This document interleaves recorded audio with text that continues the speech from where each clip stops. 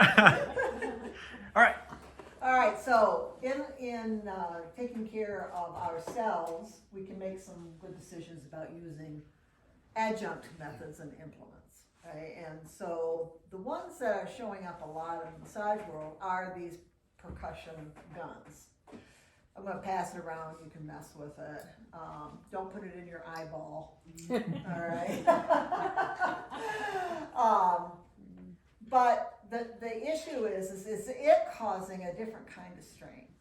So vibration is something that in industry they work very hard to get rid of any kind of vibration. Of course, that's what this is.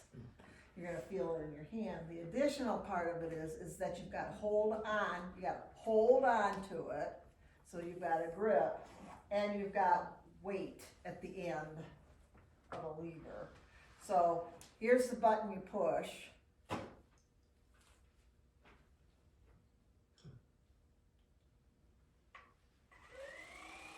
And you can just run it up and down your arm a little bit to see what it feels like. The other one that's a percussion device that is pretty good. Did you bring it out? Right behind you. Oh. It's plugged in. Oh. This has been around forever. It's called a thumper. And it has its own weight to it. And you don't have to press down with it. And it goes up and down. You can see it's going to get a frequency in here, but you hardly feel anything up here in the middle. So, but if you're going to lift it, where's Wanda? Oh, if you're going to lift it to move it, this is pretty good. But if you're going to lift it, move it up, so. But you can still see that I've got a vibration to it. I mean. Can I see the part? The hand. What about it? Oh. Oh. You could kind of, Wow. I like that one. yeah, I'd probably be more inclined to even switch, change your hands up. Regina has used it more than I think anybody else. You want to give a little bit of insight on this, Regina? On who likes it? Not really. I really think that it's a nice whole body. I use it all over. Yeah. When I use it, I don't just use it on one spot. I do the whole body with it. And what's your intentions with My that? intention is confusing. It's a sensory input, okay? Get Yeah. stuff to just shake it enough to shut up. And the vagueness of that, I think with one of the groups, I think on Zoom, I tried to just go, recognize that sensation, varieties of sensation used as treatment, and being open to the trial and error for yourself and your clients. Whatever sensations we can use that just produce an effect, that's great. It can be contrast, like hot and cold. Something like this that's just, it's such a sensation the body can't ignore it. And it's novel. Yep, and you distract whatever mechanism is associated with sensitization of pain in a particular area. Sometimes it is just confuse it and see what hitting the restart button does. And if that works, then who cares exactly why? Yeah, there's no magic in any of it. It could be a hyperstimulation analgesic component. It can be that we jostle connective tissue and move some fluids so the little nerve receptor has more room. But, What I like about it is that you can use it with clothes. Yes, yes. So as far as the ergonomics of any of these tools are, it can't make your job harder. So if it's making your job harder, then it may not be, there might not be enough benefit to you in terms of using it. What are you doing? Flying away! There's Wanda. Later on today when we practice, you can give that a shot and see what you think about it. But remember, long exposure to vibration is not good. So, you know, any of these things you're gonna have with that. What's the time frame on that? Like 5-10 minutes? I don't know, Ed, What? how long does the body have to be exposed to the vibration for it to start being damaging? Oh, it's not an acute thing, it's gonna be over time, you know, so it's not, you know, If you're doing it for 2 or 3 minutes. 2 or 3 minutes isn't gonna hurt anything. No, if you're doing it for the whole massage or something like that, and you're doing it on every other client. then- So, but for the client, it wouldn't be. a Oh, bad- no, the client's not a bad thing. Yeah, It's like just- the therapy. Yeah. Yeah, and this class is about the therapist. Yeah. Yeah. Yeah. For- But I don't say like in one spot, if you're doing it on a client. Here, hold this. You know, I'm not a fan of doing anything in one spot for more than 30 Yeah. seconds or so. Yeah. You know, so if you follow that kind of rule, I don't care what it is. Trust me, I'm not sitting there longer than 30 seconds. Your chances are of not hurting somebody. Have you used one of those? Not one of these. What's the matter with you, Londa? I've Looked at it, but I haven't used it. So we're gonna play with something else here. The other tool I like is the decompression therapy suction stuff. I think that you get a effect on the superficial fascia. Who are you shooting? You get an effect on the superficial fascia, which is a bit of a lift and to bind and through bind. I think you get that easier with the suction that starts that process of sustained tension in there. You gotta pay attention that you don't leave the suction there for too long because you'll get some blood in it sucks the blood out of the surface capillaries and then you get a mark. So 30 seconds. So So, longer than 30 seconds. so what is going around All good. Yeah, thank you, Gina. is, can I see that for a minute, Londa? I like the good old fashioned suction cups. I think You want there's a- some of those? I got you. Yeah, because I would misplace this. That's a really strong suction. Like I was trying to pull it Yeah, off. Logan found this. It's from Therabody. It's the same manufacturer as that. But it has a little, it looks fancy. And it has a it has heat and vibration as part of it and the suction.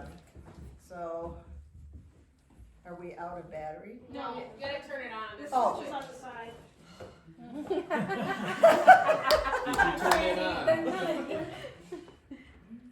So this button right here is how you turn it on, and then if you push it again, it'll give you more. And then again, it'll give you more. And then it has heat and it has vibration to it. It's pretty good suction. But, That's only one size. well, there's a couple of different There are size a couple cups, sizes. but, Okay. but not significantly different. Yeah, okay. But cupping in general, anything that you can relate to connective tissue, scar tissue, myofascial stuff, as well as even the lymphatic fluid movement constructs. You could argue easily that this is a tool to use to facilitate that, is incredibly useful. If the Can I pillowcase see it? is the skin, the superficial fascia, and I'm trying to just draw fluid from one place to another, the gradient maps that I show and all that, you could use the cup at a light suction to just lift this and pull things in the direction. I could use cupping as a way to do manual lymph drain, and maybe it's easier for me and has a different sensation that's cool for the client, particularly with that one where you can even incorporate heat. The other aspect is things like connective tissue or scar tissue work. Let's say I have a really bad scar here, that I, as the massage therapist, am trying to make more pliable. I could go with the old school tonic stretch methods of like, I could crank around on it like this, warm it up, and then try to pull. And usually what the goals with this is to distort it and wait for a long time to get that to free up. If I do a cup over here and a cup over here, and then move both of them at the same time. You get the same thing. So I'm just doing a quick blurb on cupping. Sometimes gets thought of as just this application that you follow in a routine, but you could take cupping and say, boy, that's a really cool way to do connective tissue and fluid movement. The focus. And it's got its own sensation to it. It's got a stretchy sensation to it that's novel. And it's not hard. And you can pass it around. That's the turn on button right there. The other thing is you can get a good grip on it. You're not trying to pull the tissue with your fingers. Right. Especially along the spine where you really can't get a lot of tissue. Yeah, I could be here like this and That would be be working much better. slowly moving it. I can either do no lotion, little to no lotion, and have way more lift and pull, or I apply a little bit of lotion and get more of this slip effect. And there's a lot of classes out there on this stuff. You just gotta do it. You just don't put this on your eyeball. Alright? Things don't go on your eyeball. Learn how to decompress it. How long you should leave that on a client, because I really don't like the bruises and those. Alright, so colors. so that marking that happens with suction is where the capillaries in the localized area they don't break. The cells open up and blood cells can get into it. So if you keep within that 10 to 30 second range on something, you're gonna minimize that. So, you know, Where there's confusion regarding the marking is when therapists are doing the marking, creating marks on purpose, calling it detox. Yeah. They consistently do it. I just saw it referenced in a show. Somebody doing a bunch of cupping up down the back and creating the marks instead of detoxing a person's lungs. That's what was used in the show as the blurb about cupping. It's out there. A purple welt or mark that happens after cupping is not detoxing anything. it's the blood cells that are in the interstitial space.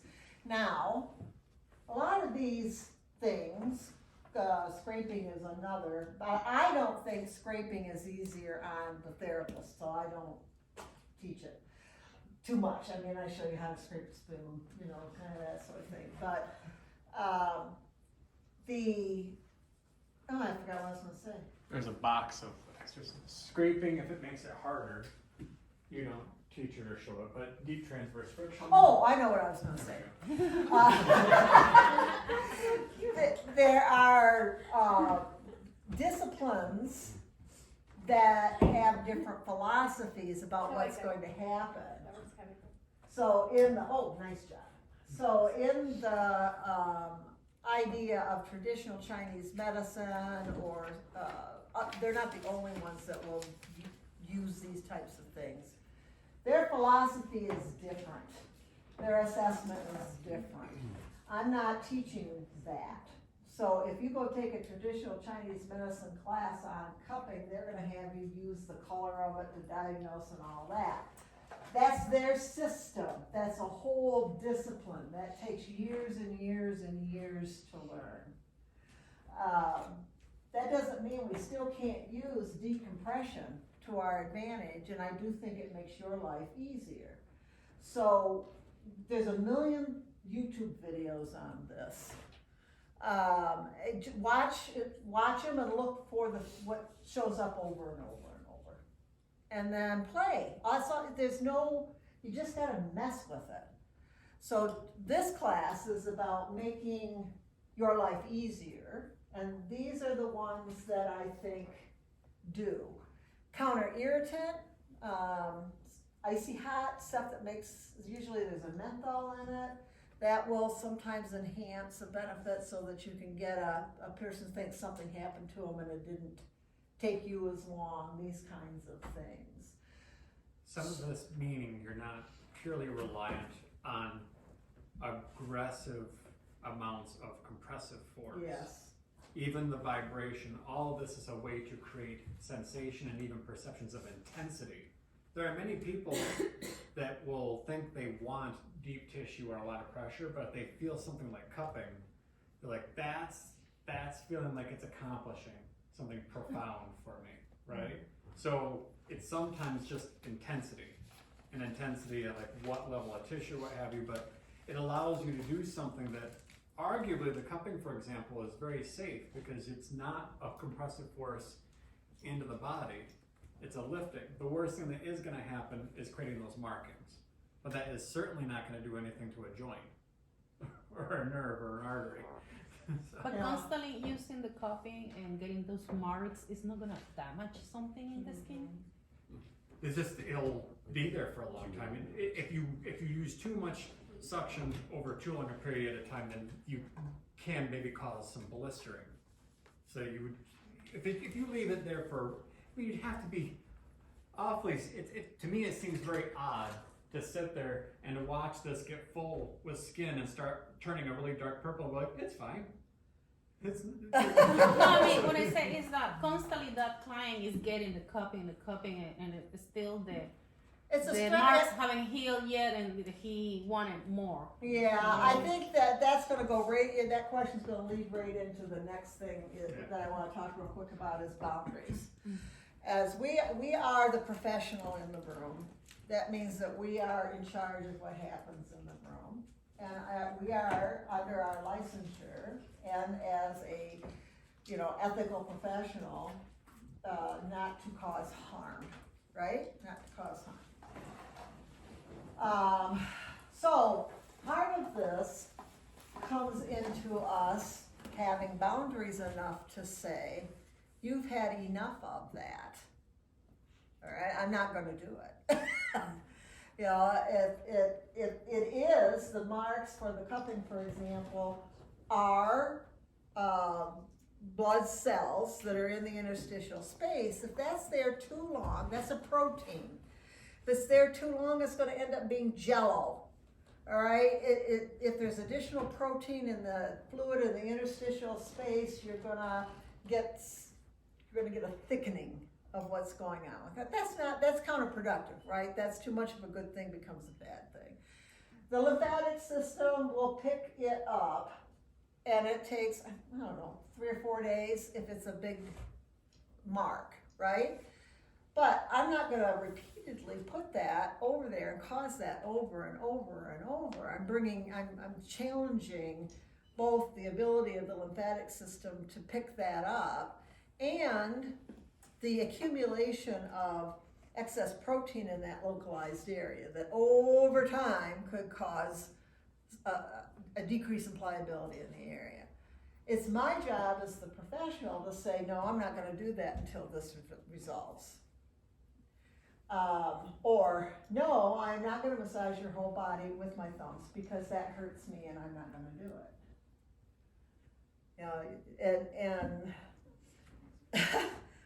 Well, we had a call from somebody that was upset with the massage and they didn't like the forearms. all hands. Yeah, they want all hands and primarily thumbs. I called them back and said, that's not the way our massage therapists are taught. They are taught under the newest recommendations based on ergonomics and biomechanics studies. She says, but that's what I want. And I says, we'll go someplace else. I mean, I had no problem saying that. That's fine, go someplace else. And, because you keep, when it says do no harm, that means do no harm to you too. So if people have been exposed to that, the deep pressure, friction, whatever, where they're sore for 2 or 3 days afterwards, if that is what they have been schooled in is what's going to make them better, that's very old thought. That is not what research is showing is the mechanism of benefit. You can do your best to educate them, and then you don't work with them. It seems like that's harsh, but it is what it is. And if you hurt yourself for somebody, then you can't help somebody else. So you can use current research, you can use the Massage Therapy Foundation has an infograph that describes the problems with overusing the hands and all that kind of stuff. You can show that to them. If they are used to something else, it's not worth it, and they won't feel satisfaction from getting the same result a different way, then you just don't work on them. That feels harsh when you're trying to do build your business and all that kind of stuff, but it's just not worth it. Anybody have any, Slon, did you have any stories on that where people wanted you to do something and it hurt you to do it? Most of my clients will, accept that, this is, I tell them that it's more comfortable for them and it's easier on my body, and most of them will say, especially after they feel it, Right. they'll agree. Yeah, and they have to feel it. It's just like I told you in there when you're practicing. You gotta do it wrong and then compare it to something that's more efficient. You're not gonna be able to tell the difference. The one lady got up and left the massage that I was doing. Oh, tell us that story. Well, first thing is I knew she was gonna be weird because she had these great big eyelashes. So like they were like way out there, and she comes in and she's looking at the face cradle and she goes, do I have to put my face in that? I'm like, well, no, you do whatever you're comfortable with. She's like, I just got my eyelashes done today. and so she's like, so I'm not gonna put my face in there. Is that okay? I'm like, that's fine. I'm like, why would you even do that before a massage? But anyway, besides the point. So then she gets on the table and I'm doing my normal routine with her and giving the forearm pressure. And about 10 minutes in, was it you that I was working that day? And 10 minutes in, she's like, is this how you do massage, with your forearm and stuff? I'm like, yeah, this is how we do it. And I explained, I educated her about it. And then she goes, well, I've never had it like this before. And I said, oh, really? And so I thought that it was coming off as a good thing. I thought she was saying, oh, this is different, it's something good. And she's like, I've always had just the hands and the snap. I'm like, oh, okay, well, this is how we learn. Blah, blah. And about a few more minutes, I don't think I want this massage anymore, basically. And I was like, oh, okay, well, I have no problem with you getting up and leaving. It's all good. Like, I'm not gonna, change what I'm doing. I'm like, I can give you less pressure. That's what I said. I can give you less pressure if you want less. No, I think I just want to leave. I'm like, oh, okay, I'll just go. Did she come out and yell at you, or was she the one that cried in the parking lot? Or? That was a whole different lady, but it's about almost the same exact thing. Yeah, it was weird. It just went more sour. She didn't even say nothing to the front desk. She just like this out. And then it's not that you don't ever use your hands. It's that is your second or tertiary choice. And you do use them to put your lotion and you're palpating and stuff like that. My hand goes a lot in the front or behind my arm. Yeah, exactly. It's not. But you can't hurt you. Did they pay before? Oh, she wants to know if they paid. There's a businesswoman right there. How come she just left like this to the bank after? That ends up being the business side of it is where you get to decide how much you want to have that fight. Because But- I feel that some people will take advantage of it. If it is after, they will say, oh, I didn't like it, I hate it, and it's just not to pay. There are They are people not that even try from that. here. Well, with her, it was only like 15, 20 minutes. It wasn't even worth charging her. Yeah. More on the flip side with all this, most people that come into this profession have some level of empathy and care enough to try to help everyone that comes across them. And it can be disarming and frustrating and hurt your feelings when somebody doesn't like the way you do massage. And it's really easy to let that one person create more of a focus for you than the other 100 people that liked what you did. Yeah. So you gotta learn to just let that voice go. You gotta let them go. You know, you want to keep the nice rapport, especially if you're building your business. You want to sustain. You know, that's where I don't usually try to get in too much of a fight with somebody like that about payment. I'm just like, go away and don't away. come back. Go away. I'll worry more about making sure the people that are happy with the process here. And the thing is that we're always, massage is interesting, right? Where we are assessing and trying to tell maybe people what would be most helpful, but we're not diagnosing. We're not like some of the other more medical related arenas where a client comes in and is deferring to the physical therapist. If you tell me what to do and I do it, versus people are conditioned to the idea, I go to massage and the massage therapist does what I tell them. Right? You gotta have like this middle ground of like, what do you do? What are you comfortable with? What's best for you? And yes, we are always tailoring it a little bit. And there's a little bit of just also that verbal factor with these first time clients that have learned what they think massage is from elsewhere. With me and the athletes, there was a lot of trigger point, aggressive scraping, rolfing, and stretching that they were used to. That kind of category of aggressive applications. And me just getting used to, some of it's gotta be around it long enough. Like part of where Regina's at with this is like, yeah. But it's hard when you're first starting out and you get this first person that's like, yes, I get it, it melts you. But you'll get over it. Listen to the compliment you get after that. Listen to that. But with the athletes, there was a lot of, okay, I have some, ways that I approach doing this kind of work. I'll see if I can replicate some of that. But I set them up that we're going to have a little bit of a verbal back and forth. Yes, I know you may have got trigger point therapy or acupressure with somebody that uses their thumb. Let's see if I can replicate that with my forearm. And I just get that, but I'm speaking to them in such a way I'm trying to achieve what you've asked me to do, but I'm doing it my way. Yeah, and that's It's point. the verbal gymnastics of just asking the question and prompting them. And if you realize at the end of this, I can't do what you want in a way that works for me, then we've at least realized that, and I can more honestly say, maybe you're best suited to find a therapist that's a bit more specialized in something like this. I might not be that person. Shoot. And the other thing is that if you work toward an outcome, how does the person want to feel? How do they want to behave? What are they looking for from the massage as opposed to how it's going to be achieved?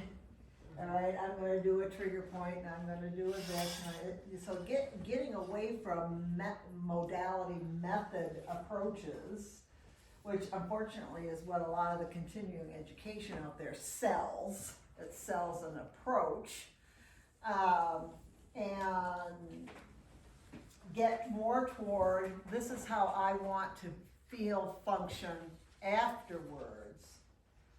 Then you can say there are a lot of different ways to achieve that outcome.